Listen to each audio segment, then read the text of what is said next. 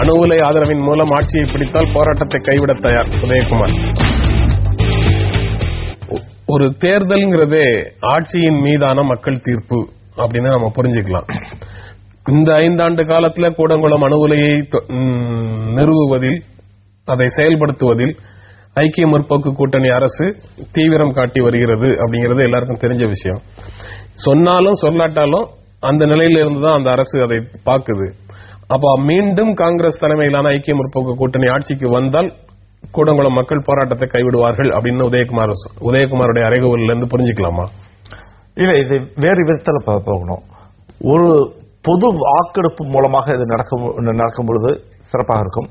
அணு உலை பிரச்சனைகள் இந்தியாவில் இதுவரைக்கும் ஒரு பொது பிரச்சனையாக பேசப்படாமல் இருக்கிறது.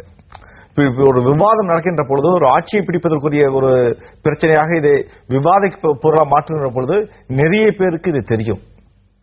படித்தவர்களுக்கே அணு உலை வந்தா நல்லா இருக்குன்னு நினைச்சிட்டு இருக்காங்க. ஆனா ஒரு பொது வாக்கெடுப்பு விவாதத்துக்குரிய வழி இது உருவாக்கும் அப்படிங்கிற உணர்வுல அது உதயகுமார் அவர்கள் சொல்லியிருப்பான்னு நினைச்சுக்கிறேன். மற்றபடி ஒரு தேர்தல் என்பது வந்து ஒரு அணு உலையினால மட்டுமே நடக்கிறது கிடையாது. நிறைய விஷயங்களை சேர்த்து தான் ஒரு தேர்தல் நடக்குது. அதான் ஒரு குறிப்பிட்ட ஒற்றை பிரச்சனையை அல்லது ஒற்றை முழக்கத்தை முன் வச்சு தேர்தலை எந்த அரசியல் கட்சியும் சந்திக்க முடியாது அப்படிங்கிறது சரியான விஷயம் இல்ல.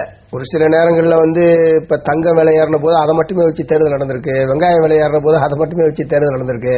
அது என்ன, பொதுவாக வெகுஜனங்களுடைய பிரச்சனையாக அது இருந்த போது அந்த மாதிரி பிரச்சனை, தாலிக்கு தங்கம் இல்ல, தாலிக்கு வெங்காயம் இல்ல என்கிற ஒரே இந்த 2 முழக்கங்களை மட்டும் வைத்துதான் தேர்தல் நடந்திருக்கு. பட் அணு உலை பிரச்சனை என்பது அந்த மாதிரியான தன்மையில பொதுமக்களுடைய பிரச்சனையாக இன்றைக்கு மாற்றப்படல. அதனால அவர் சொல்ற மாதிரி நடக்கிறதுக்கு வாய்ப்பே கிடையாது. எதற்காக அவர் சொல்றாருன்னு தெரியல. அது ஒரு பிரச்சனையாக மட்டுமே வைத்து தேர்தல் நடத்துறதுக்கான வாய்ப்பே கிடையாது.